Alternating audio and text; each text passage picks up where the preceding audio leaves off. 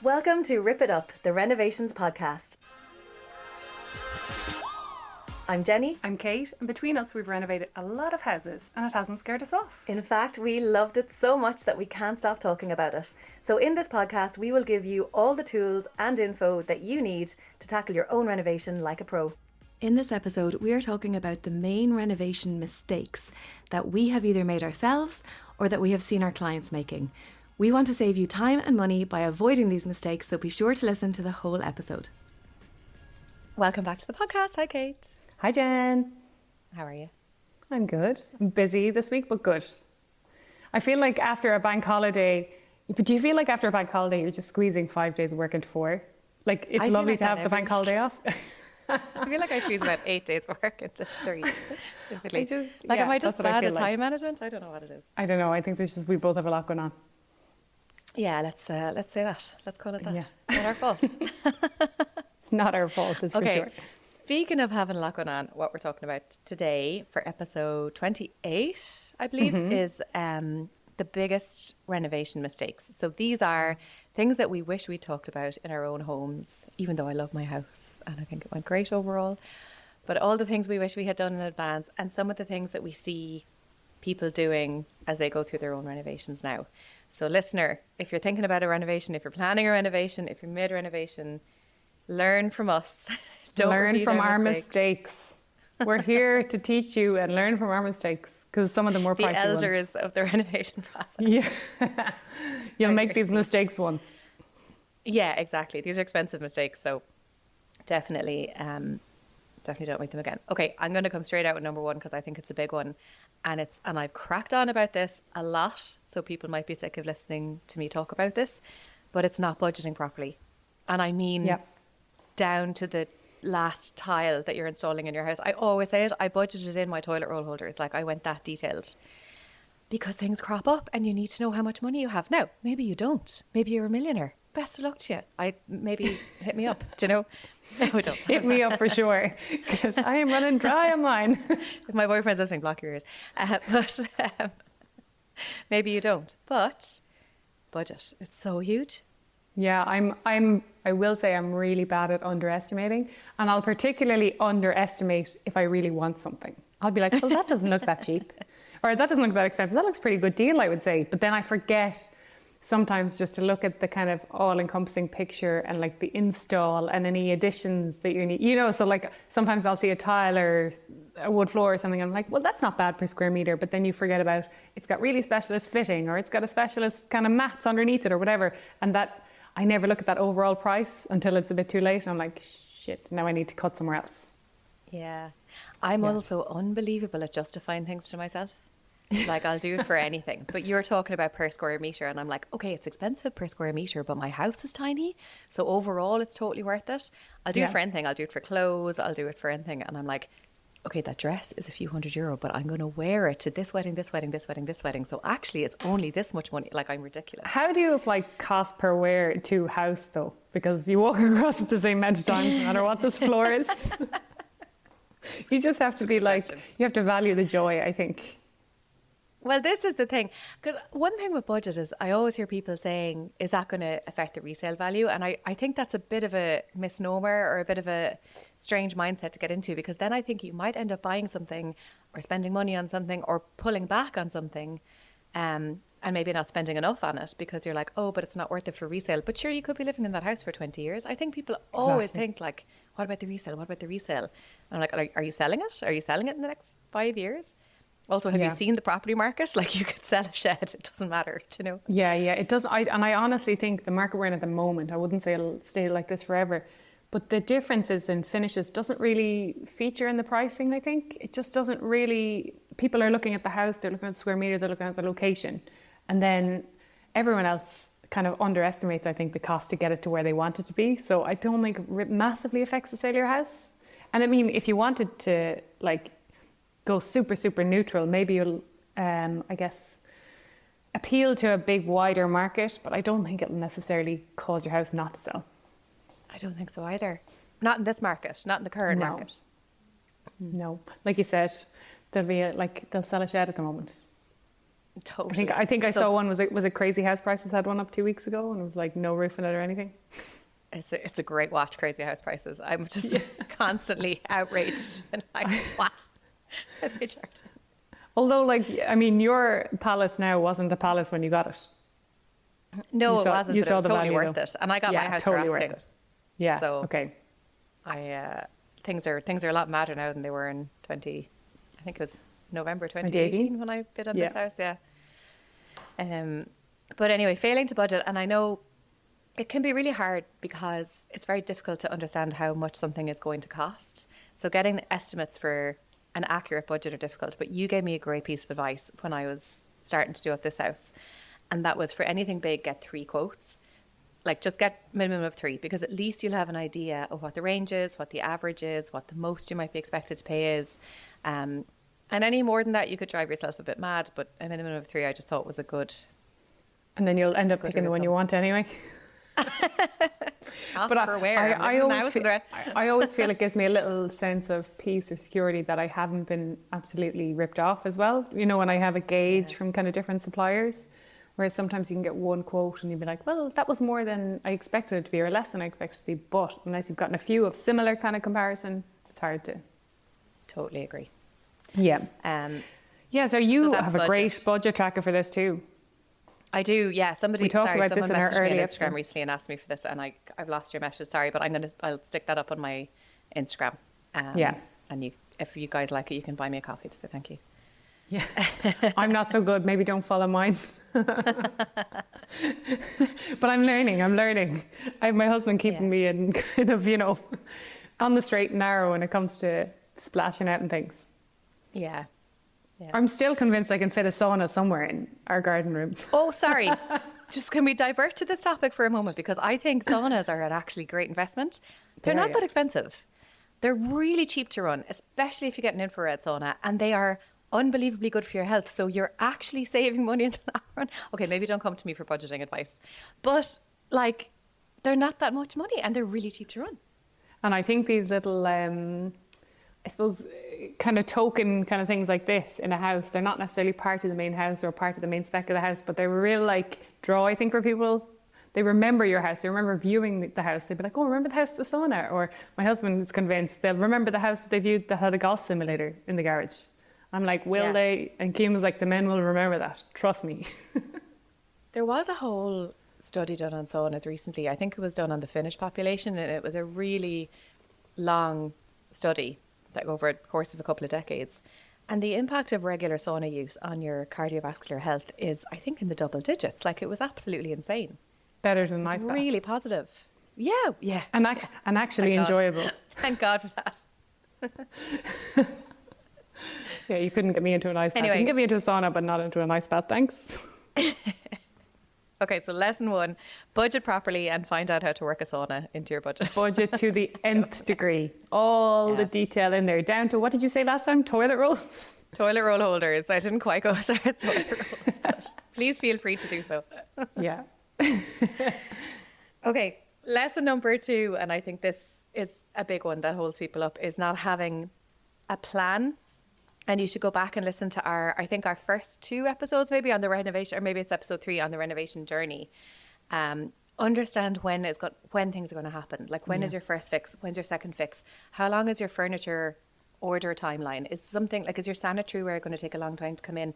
When do your builders and your plumbers and your tilers need to have your decisions made by? Because you can end up holding up your renovation by weeks, months, if you don't know what is expected of you and when. And especially things like maybe windows, where you have the final call on style or whatever, and until you have like paid the deposit, signed off on, the spec of the windows, that timeline isn't ticking yet. And they might be waiting to make the house kind of sealed and watertight before they can start doing, some other first fix stuff. So you can really delay stuff. So I'd ask those kind of key dates from your builder or your contractor and say, like, when do you need windows by? When do you need them installed by? And work backwards from there and see what the lead times are. And like you said, some stuff like kitchens, kind of 12-week, 14-week lead times now, depending on the supplier. So knowing kind of when the kitchen place can come in and measure, but also you know, when it's going to be installed, will your contractor still be there at that stage and whatever, and trying to kind of coordinate that. So ask for those kind of key dates and key deliverables for your builder, I'd say. Yeah, absolutely. It's one that takes so long. And the other thing as well is if you don't do it and then you end up making a rushed decision, you can really mess up your life because like you could end up putting, you know, not enough sockets or switches in the wrong place, or you Yeah. end up with tiles that you don't really want, or colors that aren't quite right or something. So just do yourself a favor and know what is needed when. Yeah. Yeah. You mentioned it as well there, like don't cheap out in the kind of basics or like that kind of core stuff that you can't retrospectively do. So the switches, sockets, stuff like that. Like, you know, don't make a Lesson mistake. number 3, don't cheap out on the basics. Don't prioritize the wrong things. Yeah. I'm totally 100% with you. Like, there's some things that if you cheap out on them when you're doing up your budget in favor of other things, it's just going to be more expensive in the long run. And I'm talking about, for example, plumbing fixtures. Windows is such a good shout. Like, definitely don't cheap out on Yeah. your windows. I will actually give you a little view into my last Windows debacle. I suppose it was, we were a bit of a guinea pig. I wouldn't say we cheaped out on the windows. They were good. It was a good Windows place. And I've heard people having great experiences with them. But our windows were kind of the first time they'd done that style of kind of bifolding, we'll say aluminium crittle style, whatever it was, with very thin frames and bars and all that. I know they're like a pound a penny now, they're everywhere, but like they weren't at the time. And he said, yeah, we can do that. And we were kind of a guinea pig, and how it met with our skylight and all that was all a bit kind of the first time they'd done it. And as a result, we had an absolute nightmare. Like nothing lined up. They didn't seal properly. There was leaking in the skylight. So like you never want to be the guinea pig for something so big like your windows and doors. Yeah. Go with Agreed. a solid supplier that's done it a million times, I would say. So the basics that you really want to get right, I would say, anything to do with plumbing, anything to do with electricity, just get the good fittings. You're going to have to spend more money on getting the right fittings there. Windows, Yeah. for sure. Like, do not mess up with your windows or your door. Because if nothing else, you'll end up spending a fortune on your heating, and then it's going to have to be replaced, and it's going to be a disaster. I think your Yeah. flooring, your insulation is a big one. Like, just make sure that that's done right. Like, anything that's going to take work to rip up and put back in again, Yeah. it'll just cost you a fortune in the long run. It's worth, even if you get a bit ripped off, to spend the money and get it right. Yeah, and I think in the renovation process episode as well, we talked about like first fix and stuff, and you can kind of say where sockets and switches are going and stuff, and that's something that's difficult to do afterwards. So like, you won't regret an extra socket. You'll regret not having a socket though when you have an extension cord trailing behind your couch or in front of a table or something like that. So like, have sockets everywhere you need them. You don't have to put a fancy brass front in it or something. You can do a basic one if it's going to be hidden, but have enough sockets, because doing it after the fact is a pain. And have enough switches and good control on the switches, because again, that's something that's hard to retrospectively do. Yeah. And think about your lighting. Think about that layered lighting. That's one maybe that goes into failing to plan. I think have a lighting plan really early on. Again, we have an episode on lighting back in one of the first maybe 5 or 6 episodes that we did. Yeah. But That's something that you have your like lighting nailed. I didn't in Yeah. the first time, and I regretted it. We put in a couple of wall lights here and there, but we didn't have that kind of layered lighting. We had kind of a pendant in every room because it was kind of ceiling roses in every room, and I thought, well, that's it. And then we put spots in our bedroom, which I just hated turning on. Like I literally never turned them on because we were just convinced, we were told that the pendant isn't enough lighting, but really what we needed is good wall lighting, good floor lamps, good, like we needed good layered lighting, like you said. And that's something that I regret in our last one. So that's why I spent so long on our lighting plan this time. You can't do it easily afterwards. no, and getting it wrong, like getting lighting right makes your house 10 times better. Like it Yeah. really has such a huge impact on your house. And I think you had said it before, you can have like 3 types of lighting. You have your main task lighting, maybe your ambient lighting, or your, evening lighting, so your entertaining lighting maybe, and then just like your really relaxing, cozy lighting. So I love, like, maybe you don't need main spotlighting in every room. No. You just don't. Just Like, where you're think about chopping where or doing actually work. need it. Yeah. Wall lighting I love. I just think it's so flattering. Like I love it. I just think everyone Yeah. looks better when lit from the side as opposed to overhead. And then we're talking about putting in sockets and putting in switches. Like, think about, can you put in those 5 amp plugs? No. I disagree with you here. I like them. What's wrong Sorry, with those? like 1990s Celtic Tiger. No, just use a smart bulb. Oh, a smart bulb, fine. I I'll have a actually smart don't bulb. understand those 5 amp switches anymore. Your man, the electrician, said it to us in our house like last week. Where are you putting the 5 amp? And I was like, nowhere. Like we've smart bulbs. Oh, Come I on, love it's it if it's fucking 5 amp. 2025. Sorry, for No. anyone who doesn't know what we're talking about, these are plugs. If you've ever seen them, they're funny looking plugs or sockets that have little round holes in them, and they're designed to plug lamps into, and then you can control the lamps on the wall light. Yeah, What's but wrong like, with them? I think they're great. I mean, yeah, if we're in fucking 1999, like we're in 2025, you can just have a smart bulb and say, Alexa, turn on the lamps. Alexa, lamps 20%. Sorry, Alexa's actually changing my lights here now, so I have to stop. Okay, fine. I'll try to get with the times.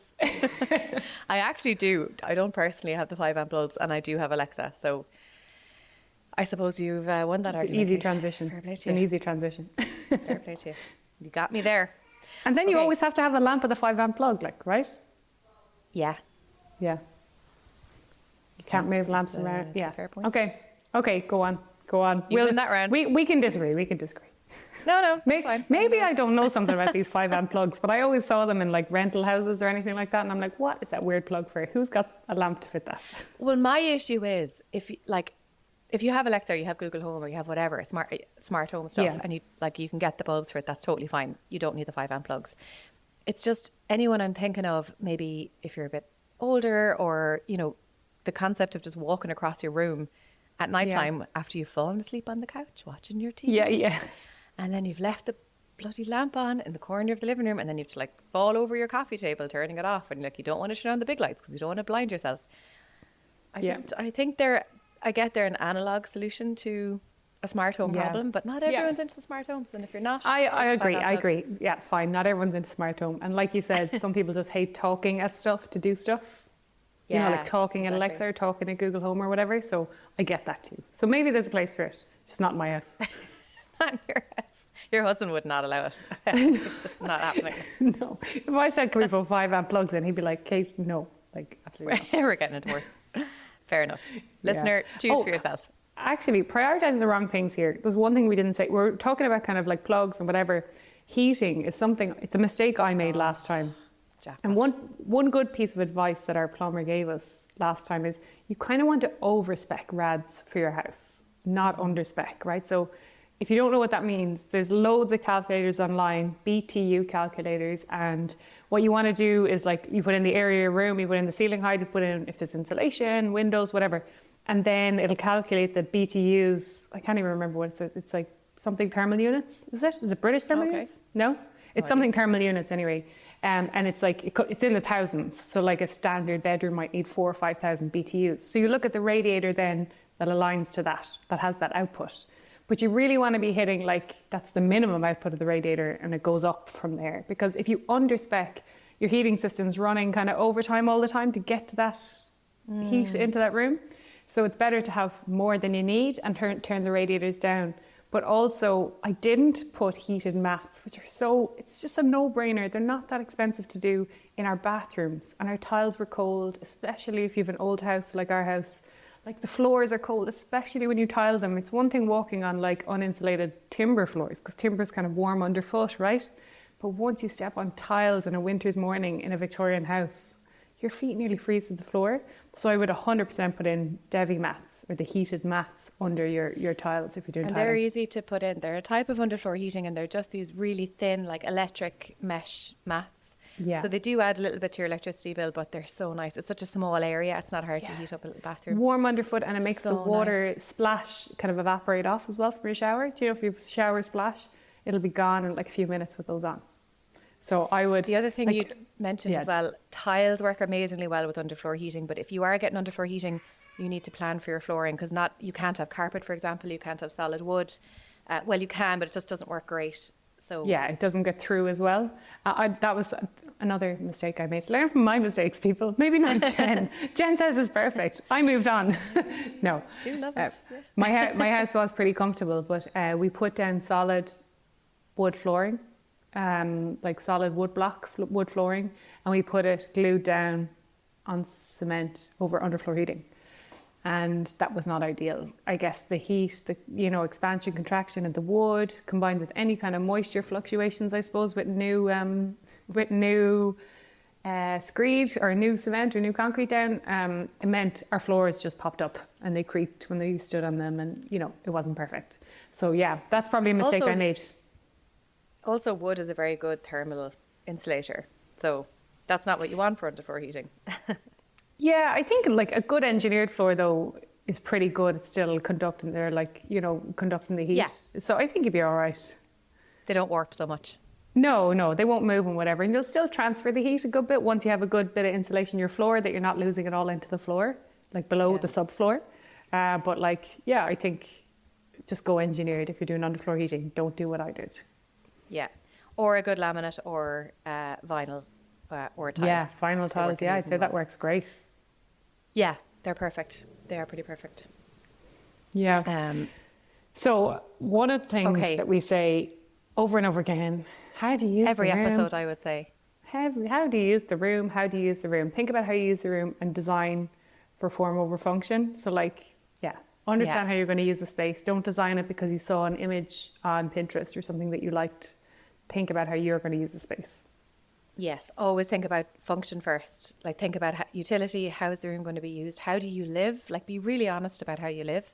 Like if you're a messy person, don't beat yourself up about it. Just don't design a minimalist house. Like why would you do that to yourself? Just put in loads of storage, put in easy access storage where you can just throw things away very easily. Like be really honest with yourself about how you live, about how you cook, about how you entertain, about how often you're willing to clean. Everything. Like be really, really honest about that. And then we said that in storage, actually. You nailed it there on the storage episode, and you were talking about like the coat hooks and stuff behind your door. And having those there. I was working with a client a while back and they had 3 kids, and like their hallway was a busy hallway, like sports gear, kids' jackets, shoes, and they came from school. And I looked at their kind of joinery plan and I was like, where are you going to put your coats? And they said, we're just going to open this press and hang them up here. And I was but like, you don't open a press. No kids are going to open a press and put something in there. But if there's hooks directly above a bench, they might throw it up on a hook, or it's easy for you to throw it up on a hook when they come in, and then your hallway's tidy. So just think realistically about how you live in the space rather than ideally what you'd like your hallway to look like or your house to look like. Totally. And it's the same with shoes. I said this to a client recently who was looking at putting in those drawers for shoe storage in the hallway. And they're brilliant if you are somebody who will meticulously open and close a drawer to put your shoes away. If you're not, or your kids aren't, then you really have to just get those open, like have open boxes underneath a bench or something like that. Because like you have to make it easy for people to kick their shoes off and put them away somewhere. And like, don't let perfect be the enemy of really good here. Like just make it easy for make it easier. Make any kind of easy for yourself. Any kind of layout things that you thought you got wrong, or is your house just perfect? It's perfect. No, there's definitely a couple of things. So I love my kitchen. I'm really delighted with the job that Savvy Kitchens did in my kitchen. I don't know how this would have been possible to fix without adding a few more €1,000 to the mix, but underneath my sink there's a pull-out bin. That's where my bins are, and then beside that is the corner. So where the corner of the peninsula meets the main kitchen countertop. And that's where all my cleaning products and stuff are stored. But it's just really hard to access it. And I feel like I maybe could have done something with a pull-out thing there, or like a riser or something like that. That part is just difficult to get at and a bit annoying. Yeah. The one thing as well, I know what I just said about shoes and drawers and putting them away, but I think I missed a trick by not putting drawers into my stairs. It's an extra storage thing that would have been so handy. And like, but then you couldn't have a carpet on it, right? Yeah, but I would have had to cut the carpet. So this is literally where you just, like the risers of your stairs just become drawers and you can pull them out. So like my first 3 or 4 steps, it would have been so ideal. Because that's just wasted space underneath there now. And maybe like, okay, my 2 or 3 main pairs of shoes would probably have still been like littering up my hallway, but I could have got so much more storage in there, even for hats and gloves and other shoes and stuff. That would have been really good, I think. Yeah, no, that would be cool. And I think like, just having those little gadgets or storage bits it'll just make your life easier. I think, I love throwing stuff out and I love doing a clear out, but like having more storage just always makes your house tidier. It And does. especially It's when it's easy to easy access access storage. Yeah. Yeah. Like I'd prefer like small but frequent storage spaces rather than like one big storage room that's really hard to get at. Yeah, Do you yeah, know what I yeah. mean? So throughout your Stuff house, just gets like, lost.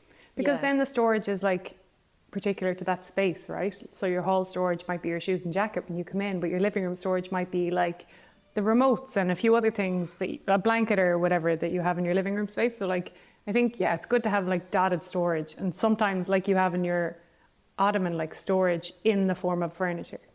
Yeah. It's my favorite, most satisfying thing. I Yeah. love it. Any layout things that you would have changed in your last one?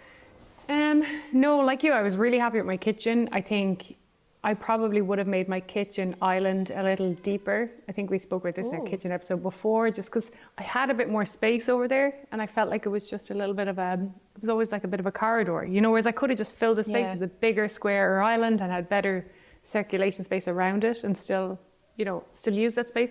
But also I think I did it pretty well, but I would put pull-outs on everything in the kitchen. Yeah. Oh my God. Totally. Everything. Every single thing. Anything below countertop height in particular should never just be a cupboard door that opens with shelves inside. Like make it Yeah. pull out. Pull everything out.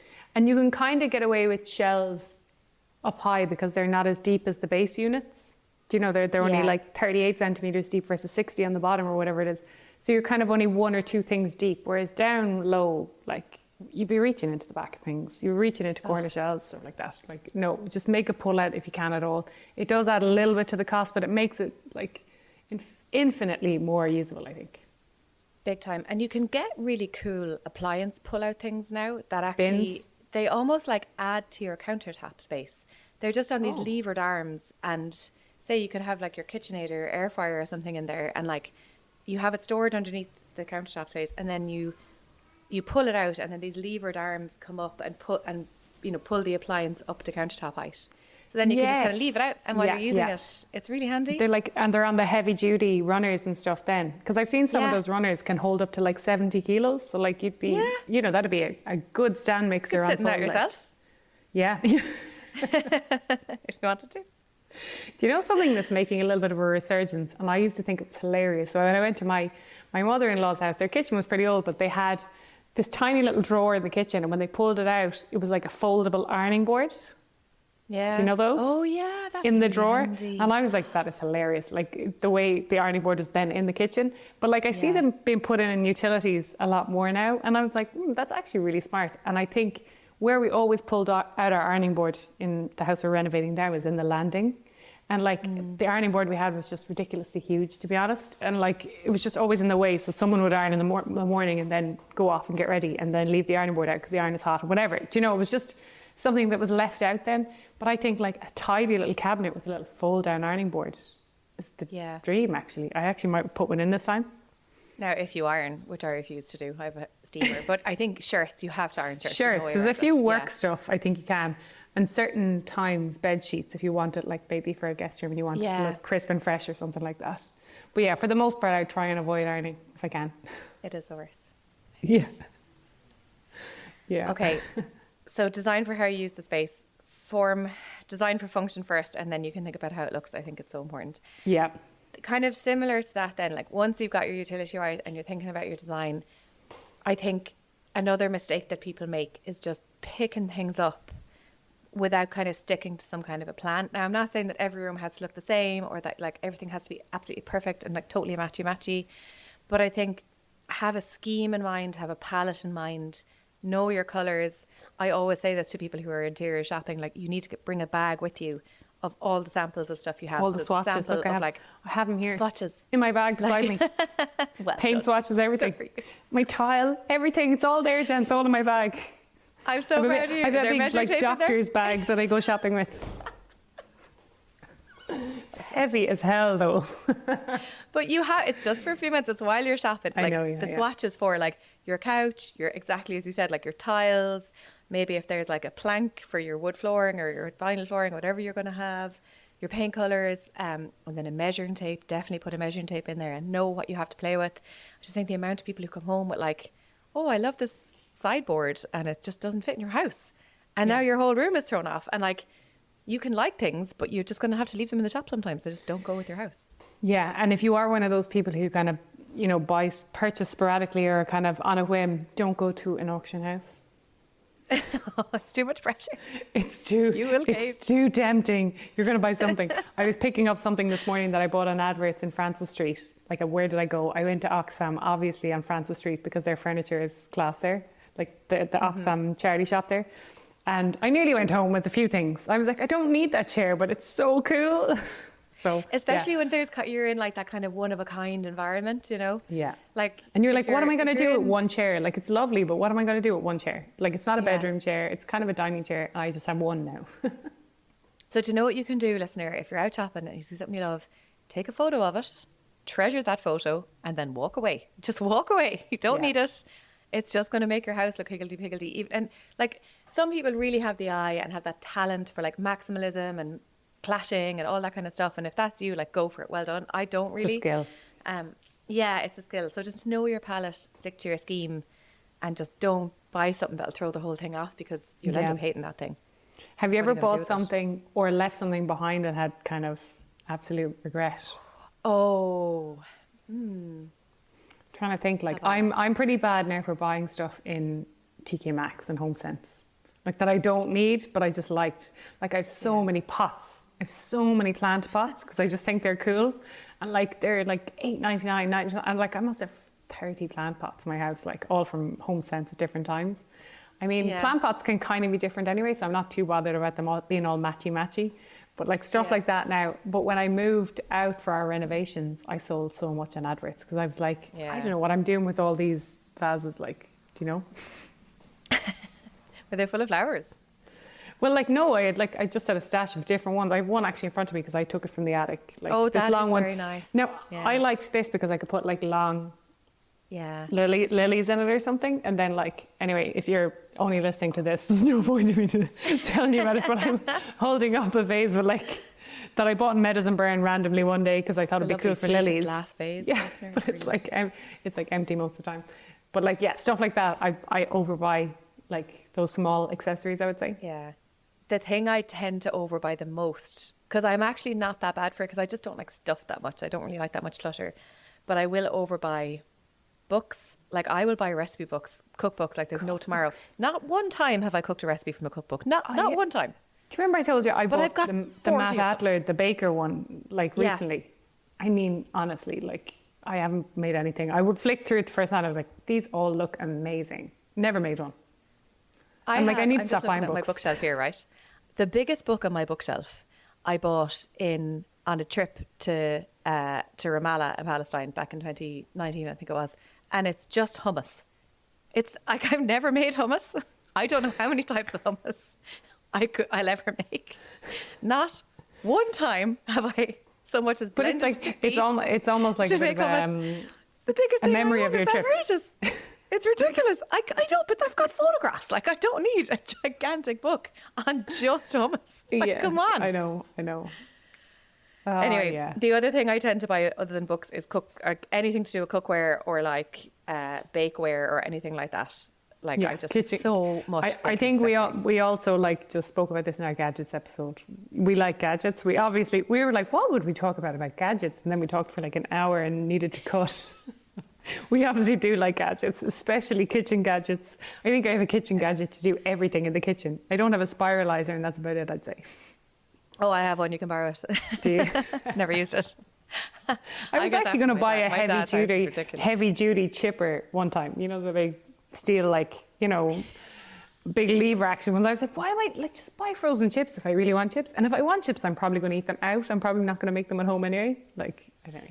Anyway, not that for another hard day. to chop a potato.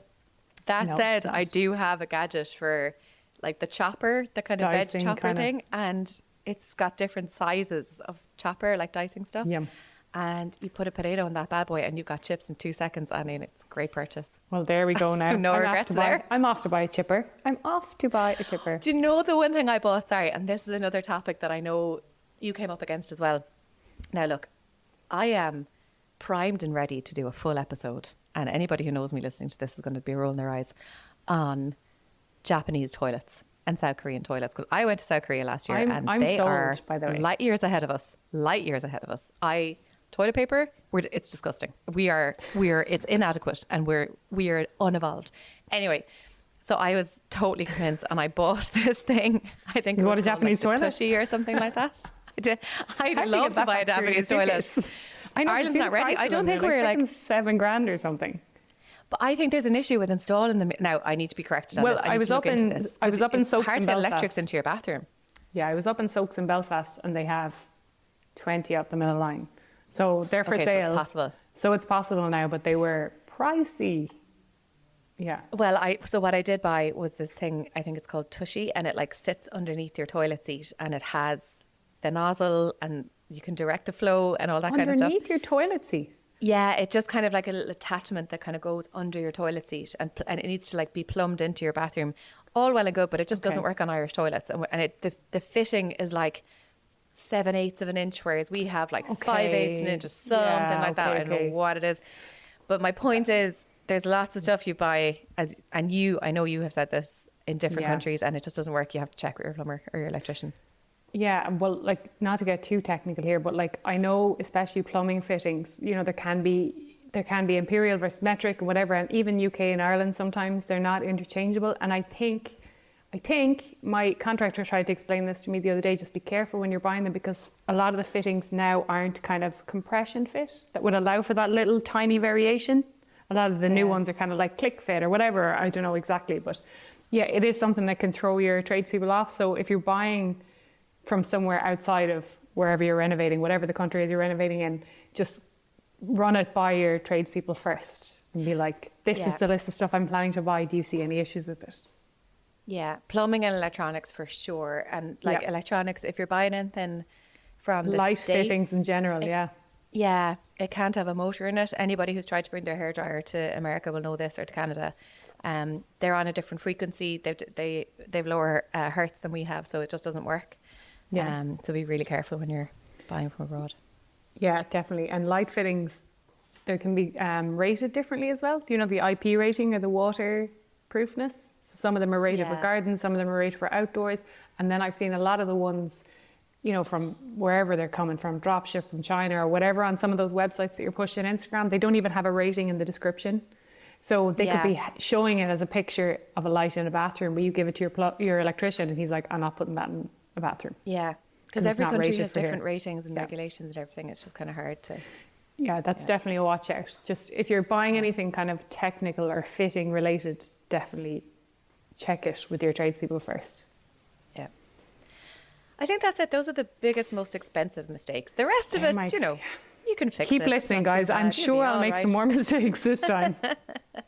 But hopefully I learned from my windows one last time and I have some solid options this time. They'll be installed in a few weeks, so fingers crossed for me. Keep an eye out on Kate's Instagram. Victorian Rat Minds. Loads of cool stuff coming up. Yeah. All right. Well, hopefully We'll that see you has guys soon. saved you all thousands, if not hundreds of thousands of euros. You're welcome. Yeah. You're welcome. Thank us afterwards, guys. Bye. See you See you next in 2 time. If you found that episode useful, please do us a huge favour by giving us a like and a few stars, and especially click that subscribe button. Thank you.